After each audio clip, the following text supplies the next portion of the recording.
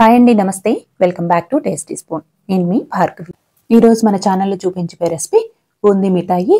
దీన్ని స్వీట్ షాప్లో లాగా బాగా క్రిస్పీగా టేస్టీగా రావాలంటే ఎలాంటి కొలతలు వాడాలో ఈ వీడియోలో చూపిస్తాను. అలాగే మీరు ఫస్ట్ టైం చేసినా సరే చాలా పర్ఫెక్ట్గా చేయగలుగుతారు. ఈ కొలతలతో చేశారంటే ఈ బూందీ మిఠాయిని మనం నెల రోజుల వరకు స్టోర్ చేసుకోవచ్చు. అంతేకాదు ఈరోజు ఈ స్వీట్ని నేను కాదండి, మా అత్తయ్య చేస్తున్నారు. తను ఇలాంటి పిండి వంటలు చాలా బాగా చేస్తారు. ఇంకా లేట్ చేయకుండా ఈ బూందీ మిఠాయిని ఎలా ప్రిపేర్ చేసుకోవాలో చూద్దాం. ఈరోజు పూస మిఠాయి ఎలా చేసుకోవాలో చెప్తానండి. బాగా రుచిగా ఉంటుంది. ఇంట్లో చేసుకుంటే కొలతలు అది చూపించి చేస్తాను. ముందుగా ఒక గిన్నెలోకి 2 కప్పుల శనగపిండి తీసుకుంటున్నాను. మీరు ఏ కప్పుతో అయితే శనగపిండి తీసుకుంటారో అదే కప్పుతో వరిపిండి తీసుకోవాలి. 2 కప్పుల శనగపిండి కూడా నేను గిన్నెకి ఫుల్గా తీసుకున్నానండి. తర్వాత అదే గిన్నెతోటి కొంచెం తక్కువగా వరిపిండి తీసుకోవాలి. అదే 1 కప్పు శనగపిండి తీసుకుంటే కనుక 1/2 కప్పు వరిపిండి వేసుకోవాలి. ఇప్పుడు ఈ పిండిలోకి చిటికెడంతా సోడా ఉప్పు వేసుకొని ఒక్కసారి కలుపుకోవాలి. ఈ శనగపిండి నేను మిల్లులో వేయించిన పిండి అండి. మీరు బయట షాప్ నుంచి తెచ్చుకున్నా పర్లేదు. ఈ బూందీ మిఠాయిని చాలా పర్ఫెక్ట్గా చేసుకోవచ్చు. ఈ పిండిలోకి కొద్దిగా నీళ్లు పోసుకుంటూ దోశ బ్యాటర్ ఎలా అయితే కలుపుకుంటామో ఆ విధంగా ఈ పిండిని అంతటినీ తగినన్ని నీళ్లు పోసుకుంటూ ఉండలు లేకుండా కలుపుకోవాలి. మా అత్తయ్య వాయిస్ చెప్పడానికి కొంచెం టెన్షన్ పడుతున్నారు. దోశల పిండి మాదిరిగా కలుపుకోవాలమ్మా. కొద్దిగా నిదానం, ఆలస్యంగానైనా ఉండలు లేకుండా కలుపుకోండి. పూస దూసుకోవడానికి ఇలాంటి పూస గరిటెని తీసుకోవాలి. మీ దగ్గర అవైలబుల్గా లేకపోతే చిల్లులు గింట ఉంది కదా, దీంతో అయినా వేసుకోవచ్చు. నెక్స్ట్ డీప్ ఫ్రైకి సరిపడా ఆయిల్ పెట్టుకొని ఆయిల్ బాగా హీట్ ఎక్కిన తర్వాత పిండిని ఈ పూస గరిటెలోకి ఏదైనా గరిటెతో కానీ లేదంటే బౌల్తో కానీ వేసుకోవాలి. ఎక్కువ వేయొద్దండి, కొంచెం పిండి వేసుకొని ఆయిల్ అంతా స్ప్రెడ్ అయ్యేంత వరకు వేసుకోండి, సరిపోతుంది. ఒకేసారి ఎక్కువ పిండి వేసుకున్నారంటే పూస అంతా ఒకదానికొకటి అతుక్కుంటుంది. కొంచెం వేసుకుంటేనే ఈ విధంగా పొడి పొడిగా వస్తాయి పూస. ఈ బూందీని మంచి గోల్డ్ కలర్ వచ్చే వరకు ఫ్రై చేసుకొని తీసుకొని పక్కన పెట్టుకోవాలి. ప్రెస్ చేస్తే ఈ విధంగా బాగా క్రిస్పీగా ఉండాలండి. అప్పుడు తీసి పక్కన పెట్టుకోవాలి. నెక్స్ట్ టైం పూస వేసేటప్పుడు గంటని లోపల వైపు బయట వైపు ఒక్కసారి చేతితోటి క్లీన్ చేసుకొని మళ్ళీ బాగా వేడిగా ఉన్న ఆయిల్లోకి పిండి వేసుకోవాలి. పిండి వేసుకునే ప్రతిసారి ఆయిల్ బాగా వేడిగా ఉండేటట్లుగా చూసుకోవాలి. పిండి వేయగానే పూసని గెరెటతోటి వెంటనే కదిలించండి, లేదంటే అంచులంబడి పూస త్వరగా కలర్ మారిపోతుంది. మా అత్తయ్య వీడియో అనేసరికి కొంచెం కంగారు పడుతున్నారు, కానీ లేదంటే సంక్రాంతి వస్తే చాలండి ఇలాంటి పిండి వంటలు ఎక్కువ క్వాంటిటీలోనే చేస్తారు. పూస చూసారా చక్కగా రౌండ్గా వచ్చాయండి. మంచి కలర్ వచ్చే వరకు ఫ్రై చేసుకోవాలి.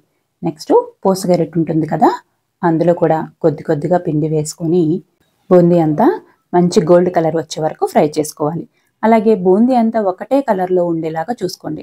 అప్పుడు స్వీట్ చూడడానికి కూడా చాలా బాగుంటుంది. నెక్స్ట్ పాకం కోసం బెల్లం తీసుకుందాం. బెల్లం ఏ కప్పుతో అయితే పిండి తీసుకుంటామో అదే కప్పుతో తురిమిన బెల్లాన్ని వేసుకోవాలి. నేను 3 కప్పుల పిండికి 3 కప్పుల బెల్లం వేసుకుంటున్నాను. అలాగే వెయిట్ చెప్పాలంటే పిండి అంతా కలిపి 1/2 kg అండి. బెల్లం 800 గ్రామ్స్. మీరు ఇంకొక 100 గ్రామ్స్ తీసుకున్నా ఏం పర్లేదండి. ఇట్లా చితిపితే మెత్తగా ఉండే బెల్లం తీసుకోండి. ఏ బెల్లం పడితే ఆ బెల్లం వేస్తే పాకం రాదు. ఈ బెల్లం ఇట్లా మెత్తగా ఉండాలి. ఇట్లా మనం ఇట్టంటే మెత్తగా అవ్వాలి. పంచదార కలిసిన బెల్లం అయితే బాగోదమ్మా. ఈ మామూలు బెల్లమే బాగుంటుంది. ఇదిగో నేను పిండి కూడా కప్పులతోటి కొలిసాను కాబట్టి బెల్లం కూడా కప్పుతోటి కొలుస్తున్నాను. అత్తయ్య సగం ఆర్గానిక్ బెల్లం, సగం మామూలు బెల్లం తీసుకున్నారు. చూడండి అమ్మా, ఇది 1 కప్పు, 2 కప్పులు, ఇది 3వ కప్పు అమ్మా. 3 కప్పులు పిండి తీసుకున్నాము. 3 కప్పులు బెల్లం కూడా వేసుకోండి అమ్మా. నెక్స్ట్ బెల్లంలోకి 1 కప్పు వరకు నీళ్లు పోసుకొని స్టవ్ మీద పెట్టుకోవాలి. బెల్లంలో ఏదైనా నలుకలు ఉంటే కనుక ఒకసారి కరిగిన తర్వాత స్ట్రైనర్తో వడపోసుకోవాలి. నేను తీసుకున్న బెల్లం నీట్గానే ఉందండి, నేనేం వడపోయట్లేదు. బెల్లం కరిగే లోపల ప్లేట్లకి కొద్దిగా నెయ్యి అప్లై చేసి పక్కన పెట్టుకోవాలి. మీ దగ్గర బటర్ పేపర్ ఉంటే కనుక దాని మీదైనా పాకం వేసుకోవచ్చండి, చాలా ఈజీగా వస్తుంది. అలాగే 4-5 యాలకులు కూడా దంచి పక్కన పెట్టుకున్నాను. పూర్తిగా బెల్లం కరిగి పాకం వచ్చిందండి. ఈ విధంగా ఒక గిన్నెలోకి నీళ్లు తీసుకొని కొద్దిగా పాకం వేసి 1 నిమిషం సేపు ఆగి పాకాన్ని చేతితోటి ఈ విధంగా ముద్ద చేస్తే రౌండ్గా రావాలి. అలాగే నీళ్ళల్లో వేసి కొడితే సౌండ్ రావాలండి. అప్పుడే పాకం పర్ఫెక్ట్గా వచ్చినట్లు. అరిసెల పాకం కంటే కూడా కొంచెం ముదరాలి పాకము. నీళ్ళల్లో వేస్తే రౌండ్గా రావాలి. అలాగే మనం గిన్నెకేసి కొడుతుంటే సౌండ్ రావాలండి. అప్పుడు మంటని లో ఫ్లేమ్కి అడ్జస్ట్ చేసుకొని 2 స్పూన్లు నెయ్యి వేసుకోవాలి. అలాగే దంచి పెట్టుకున్న యాలకుల పొడి, చిటికెడంతా సోడా ఉప్పు కూడా వేసుకోవాలి. సోడా ఉప్పు వేయడం వల్ల పాకం గుల్లబారుతుంది. మనం తినేటప్పుడు స్వీట్ చాలా బాగుంటుంది. దీన్ని ఒక్కసారి కలుపుకొని మనం ప్రిపేర్ చేసి పెట్టుకున్న పూసనంతటినీ వేసి 2 నిమిషాల పాటు కలుపుకోవాలి. మంటని బాగా లో ఫ్లేమ్ మీద ఉంచుకొని కలుపుకోండి. పూస అంతటికి పాకం పట్టేలాగా అడుగు నుంచి గెరటితోటి తిప్పుకోవాలి. పాకం అంతా బూందీకి పట్టేలాగా కలుపుకొని స్టవ్ ఆపేసుకోండి. మరీ ఎక్కువసేపు కలుపుకున్నారంటే పాకం అంతా విడివిడిగా అయిపోతుంది.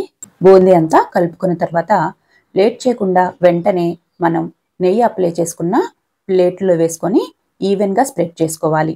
తర్వాత ఏదైనా ప్లేట్కి నెయ్యి రాసుకొని ఈ విధంగా వీడియోలో చూపిస్తున్నట్లు స్ప్రెడ్ చేసుకున్నారంటే నీట్గా వస్తాయండి.